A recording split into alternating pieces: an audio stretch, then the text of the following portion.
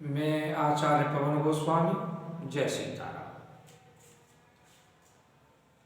Class 12th Hindi साहित्यिक एवं सामान्य कैकेयी का अनुताप, जिसे साकेत महाकाव्य से लिया गया है, जिसके रचयिता राष्ट्रकवि मैथिली शरण गुप्त जी हैं।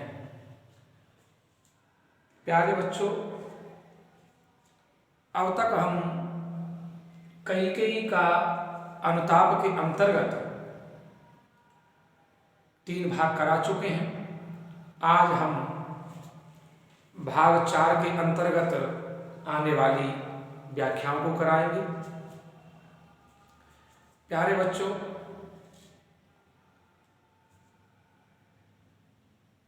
जब माता कैकेयी ने ये कहा कि क्या कर सकती थी मरी मंथरा दासी, मेरा ही मन रह सका न निज विश्वासी। बेचारी मंथरा दासी क्या कर सकती थी? मंथरा का दोष नहीं है, इसमें दोष तो मेरा है, क्योंकि मेरे मन ने मेरा ही विश्वास नहीं किया। स्वयं का मन ही मेरा विश्वास नहीं कर सका, कमी तो मेरी है। इसके पश्चात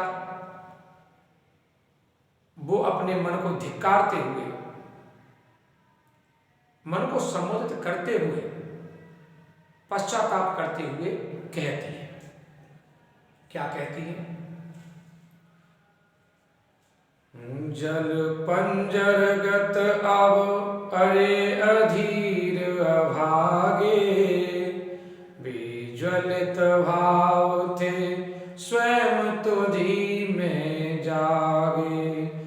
जल पंजरगत अब अरे अधीर अभागे, विज्वलित भाव थे स्वयं तुझी में जागे।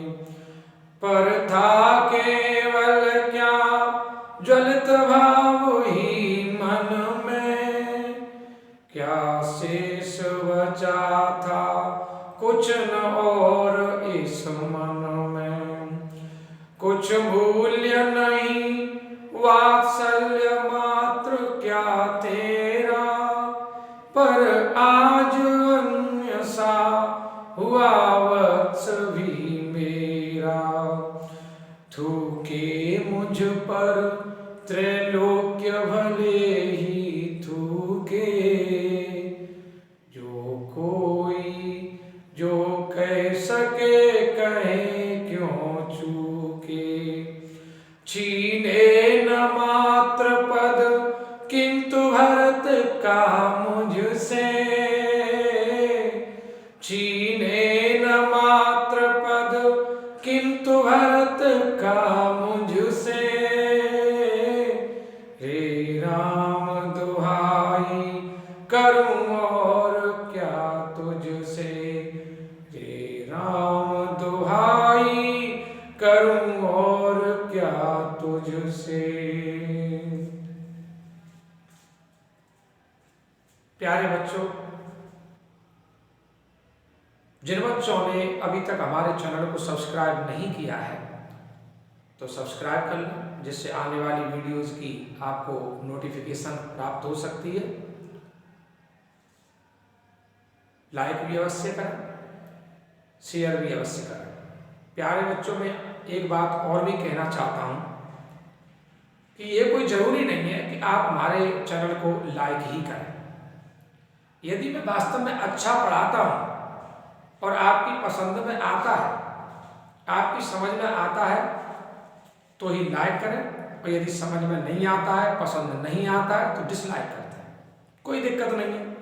और मैं आपसे ये भी कहना चाहूँगा कि कमेंट जरूर किया करें। यदि पसंद है तो कमेंट करें, और पसंद नहीं है तो भी आप कमेंट करें। चलो आगे चलते हैं। जल पंजर गत अब अरे अधीर अभागे, वे ज्वलित भाव थे स्वयं तुझी में जागे। प्यारे बच्चों, जब माता कैकेयी ने ये बात कही कि क्या कर सकती थी मरी मंथरा दासी, मेरा ही मन रह सका निज विश्वासी। बेचारी दासी मंथरा क्या कर सकती थी? ये तो कमी तो मेरी है, दासी मंथरा की नहीं है। कमी तो मेरी है कि मेरा मन ही मेरा विश्वास नहीं कर सका। मेरा मन ही मेरा विश्वास नहीं कर सका, मेरे मन को ही स्वयं का विश्वास नहीं रहा। तो माता कैकेयी अपने मन को धिक्कारते हुए, मन को संबोधित करते हुए, पश्चाताप करते हुए कह रही, क्या कह रही? देखिए, जल पंजर गत अब अरे अधीर अभागे, वे ज्वलित भावते स्वयं तुझी में जागे। पंजरगत शरीर में स्थित, पंजरगत शरीर में स्थित, अधीर अधैर्यवान, अभागे भाग्यहीन। अधीर अधैर्यवान, अभागे भाग्यहीन, ज्वलित भाव, ईर्ष्या से भरे हुए भाव या जला देने वाले भाव। जल, अब जलना ही पड़ेगा, जल अब जलना ही पड़ेगा। माता कैकेयी कहने लगी कि मेरे शरीर में स्थित अधैर्यवान, भाग्यहीन, अरे मेरे मन, वो अयोध्या को जला देने वाले भाव थे, वो तुझी में जागृत हुए थे, वो तेरे में ही जागृत हुए थे। इसलिए अब दंड स्वरूप तुम्हें जलना ही पड़ेगा। पंजरगत अब अरे अधीर अभागे, वे ज्वलित भाव थे स्वयं तुझी में जागे। माता कैकेयी अपने मन को संबोधित करते हुए, धिक्कारते हुए कहते हैं कि मेरे शरीर में स्थित अधैर्यवान एवं भाग्यहीन, अरे मेरे मन, अयोध्या को जला देने वाले भाव तुझी में जागृत हुए थे, तेरे अंदर ही जागृत हुए थे। इसलिए दंड स्वरूप अब तुझे जलना ही पड़ेगा। पर था केवल क्या ज्वलित भाव ही मन में, क्या शेष बचा था कुछ न और इस मन में। पर था केवल क्या ज्वलित भाव ही मन में, हे मेरे मन, क्या तेरे अंदर अयोध्या को जला देने वाले भाव ही बचे थे? पर था केवल क्या ज्वलित भाव ही मन में, क्या ईर्ष्या से भरे हुए अर्थात अयोध्या को जला देने वाले भाव ही तेरे अंदर बचे थे? क्या शेष बचा था कुछ न और इस मन में? हे मेरे मन, क्या तेरे अंदर कुछ और नहीं बचा था? क्या शेष बचा था कुछ न और इस मन में? क्या तेरे अंदर कुछ और नहीं बचा था? अर्थात कहने का तात्पर्य यह है, जो तूने वरदान मांगे और उन वरदानों के फलस्वरूप अयोध्या में ये जो संकट आया है, अयोध्या में जो उथल पुथल हुई है, क्या तुझे यही मांगना पड़ा? क्या हे मेरे मन में, हे मेरे मन, तू कुछ और नहीं मांग सकता था? कुछ मूल्य नहीं वात्सल्य मात्र क्या तेरा, पर आज अन्यसा हुआ वत्स भी मेरा। क्या मूल्य नहीं वात्सल्य मात्र क्या तेरा? हे मेरे मन, तूने वात्सल्य का भी कोई मूल्य नहीं पहचाना। कुछ मूल्य नहीं वात्सल्य मात्र क्या तेरा। हे मेरे मन, तू जानता था कि भरत मेरा पुत्र है और राम भरत से भी बढ़कर है। मैं राम से तो भरत से भी ज्यादा प्रेम करती थी, तो कुछ मूल्य नहीं वात्सल्य मात्र क्या तेरा। हे मेरे मन, तूने वात्सल्य का भी कोई मूल्य नहीं आंका, पर आज अन्य सा हुआ वत्स भी मेरा, और आज तेरी करनी के कारण ही मेरा पुत्र भरत आज पराया सा हो गया। पर आज अन्य सा हुआ वत्स भी मेरा, वत्स माने बेटा, लेकिन आज तेरे कारण ही मेरा पुत्र भरत पराया हो गया है, पराये की तरह व्यवहार कर रहा है, मुझे धिक्कार रहा है, मुझे माता नहीं कह रहा है। थूके मुझ पर त्रैलोक्य भले ही थूके, जो कोई जो कह सके कहे क्यों थूके। थूके मुझ पर त्रैलोक्य भले ही थूके, आज मुझ पर त्रैलोक तीनों लोक ही भले ही थूके, थूके मुझ पर त्रैलोक्य भले ही थूके। आज मुझ पर त्रैलोक्य अर्थात तीनों लोक ही भले ही थूके और थूकेंगे भी, क्योंकि मैंने कार्य ऐसा किया है, थूकने का ही कार्य किया है। जो कोई जो कह सके कहे क्यों चूके, और सभा के मध्य में जो कोई भी व्यक्ति मुझसे कहना चाहेगा वो कहेगा ही, और उसे चूकना भी नहीं चाहिए, यही मेरा दंड है। जो कोई जो कह सके कहे क्यों चूके। सभा के मध्य में या फिर संसार के अंतर्गत जो कोई भी व्यक्ति मेरे किए पर जो कुछ भी कहना चाहता हो वो कहेगा ही, और उसे कहना भी चाहिए, उसे चूकना भी नहीं चाहिए। छीने न मात्र पर किंतु हृत का मुझसे, रे राम दुहाई करूं और क्या तुझसे। माता कैकेयी राम से कहने लगी कि हे राम, मैं तुमसे प्रार्थना करती हूं, दुहाई, दुहाई माने प्रार्थना, रे राम दुहाई करूं और क्या तुझसे, छीने न मात्र पद किंतु हृत का मुझसे। मात्र पद माता का पद, मात्र पद माता का पद। हे राम, मैं तुमसे प्रार्थना करते हुए कहती हूं कि मुझे कोई भी दंड दे दिया जाए और मैं उस दंड को भुगतने के लिए तैयार हूं, किंतु भरत की माता का पद मुझसे नहीं छीना जाए, किंतु भरत की माता का पद मुझसे नहीं छीना जाए। प्यारे बच्चों,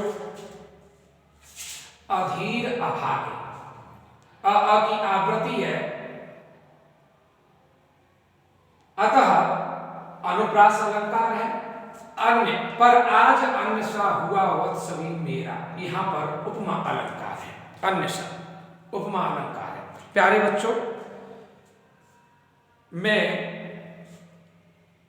भाग 4 से भाग 4 से पहले के भागों में कई बार मैं संदर्भ को भी बता चुका हूं, हर बार मैं प्रसंग को भी बता चुका हूं और काव्य सौंदर्य को भी बता चुका हूं। तो प्रसंग को तो मैं साथ ही साथ बताता ही जा रहा हूं, लेकिन संदर्भ जो मैं पहले बता चुका हूं संदर्भ वही रहेगा और काव्य सौंदर्य भी वही रहेगा।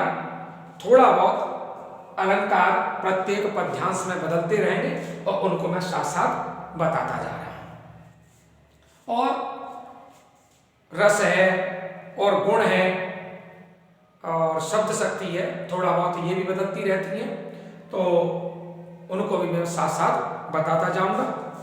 और एक बार आप देखना चाहें तो और देख लीजिए।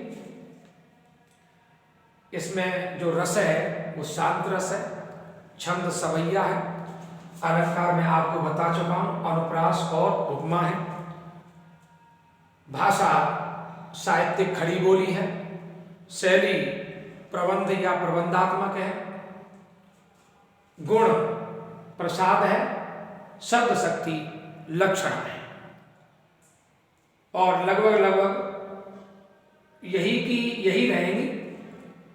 रस को, गुण को, शब्द शक्ति को मैं साथ साथ बताता जाऊंगा और अलंकारों को भी साथ साथ बताता चलूंगा, और जितने भी जो काव्य सौंदर्य के अंतर्गत मैं पूर्व के भागों में भी बता चुका हूं वो वही की वही रहेंगे। अब आगे चलते हैं।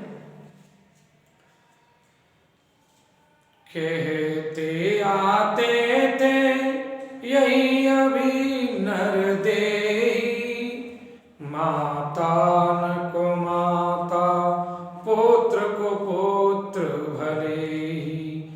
कहते आते थे यही अभी नर देही, माता न को माता, पुत्र को पुत्र भले ही। अब कहें सभी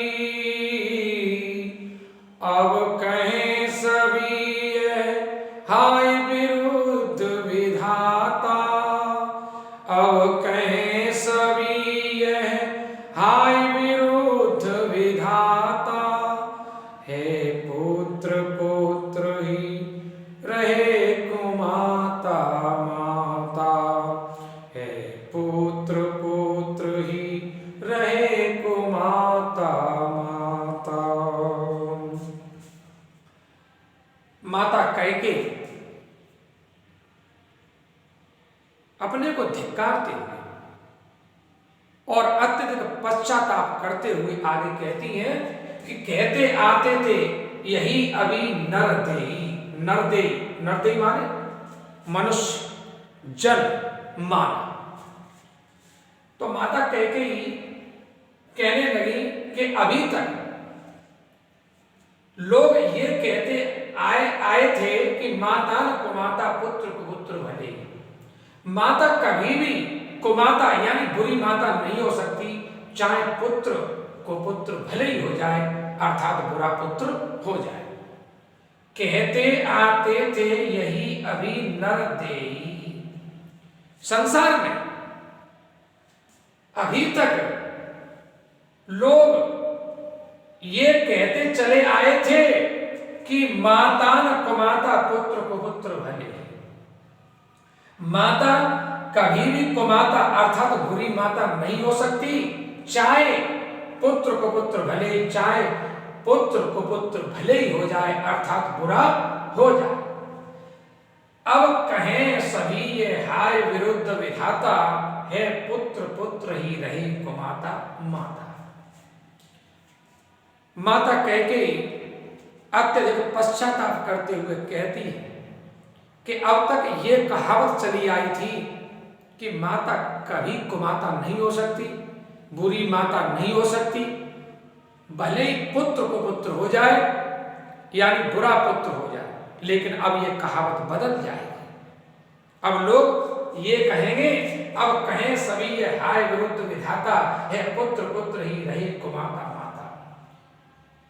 मेरे तो विधाता ही विरुद्ध हो गए, विरुद्ध विधाता, मेरे तो विरुद्ध विधाता ही हो गए। हाय अब कहें सभी ये हाय, हाय अब तो संसार में समस्त लोग यही कहेंगे, हाय अब कहें सभी यह हाय। अब तो संसार के अंदर समस्त लोग यही कहेंगे कि है पुत्र पुत्र ही रहे कुमाता माता। पुत्र तो पुत्र ही होता है, चाहे माता भले ही कुमाता क्यों ना हो जाए। है पुत्र पुत्र ही रहे कुमाता माता, पुत्र तो पुत्र ही होता है, भले ही माता कुमाता हो जाए, अर्थात भले ही माता बुरी माता हो जाए, पर लेकिन पुत्र कभी कुपुत्र नहीं हो सकता, बुरा पुत्र नहीं हो सकता।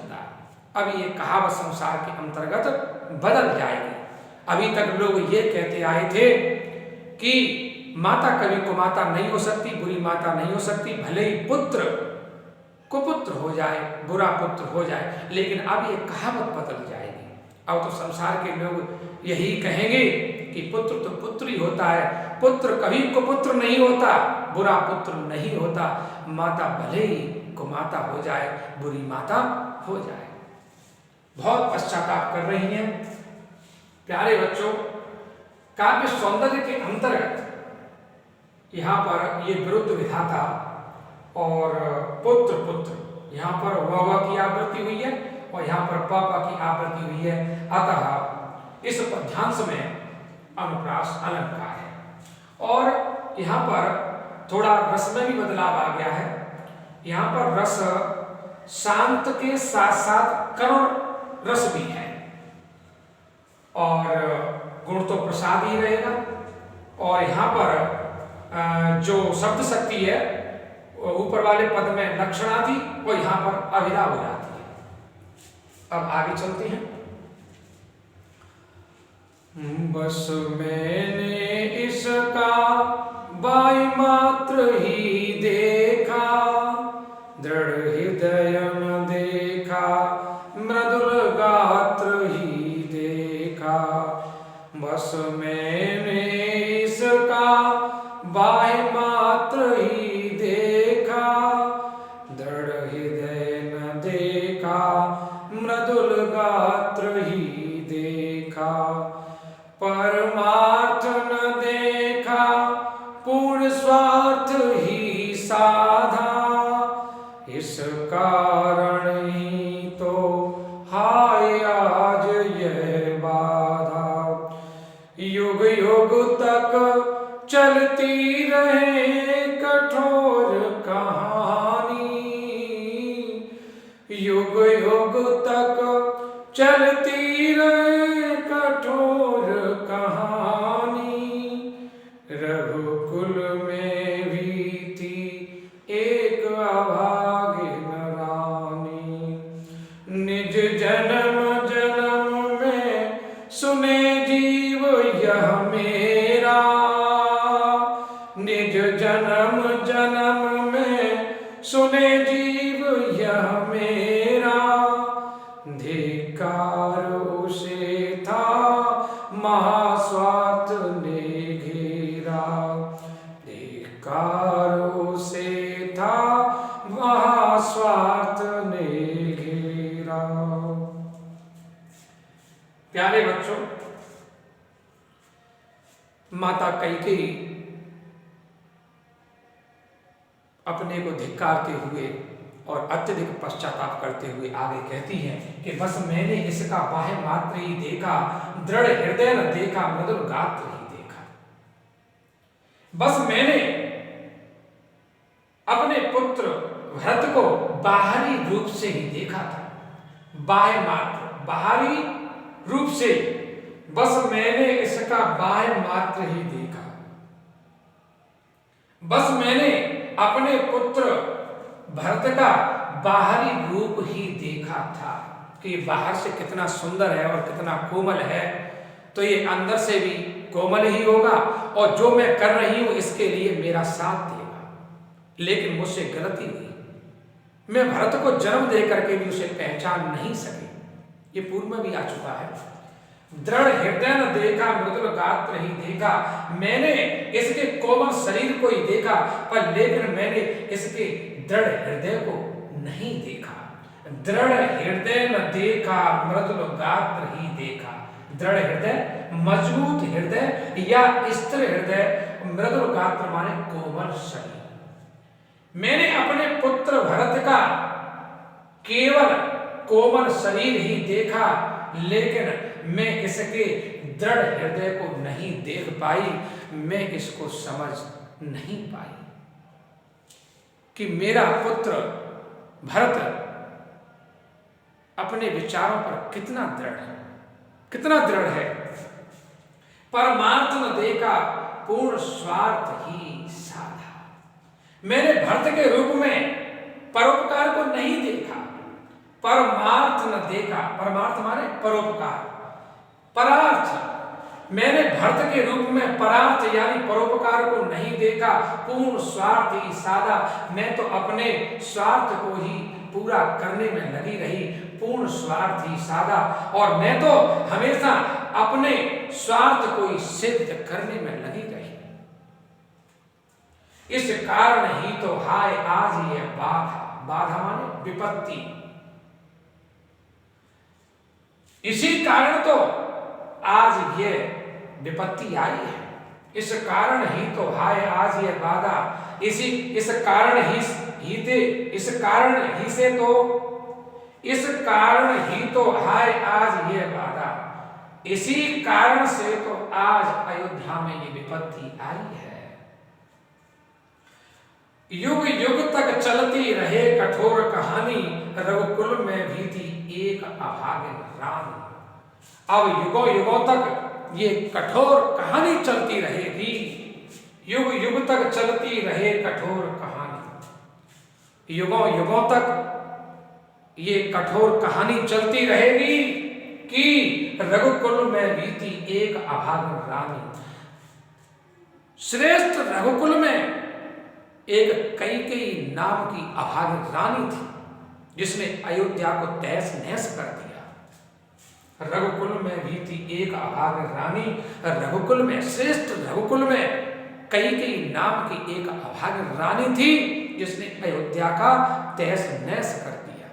ये कठोर कहानी युगों युगों तक चलती रहेगी।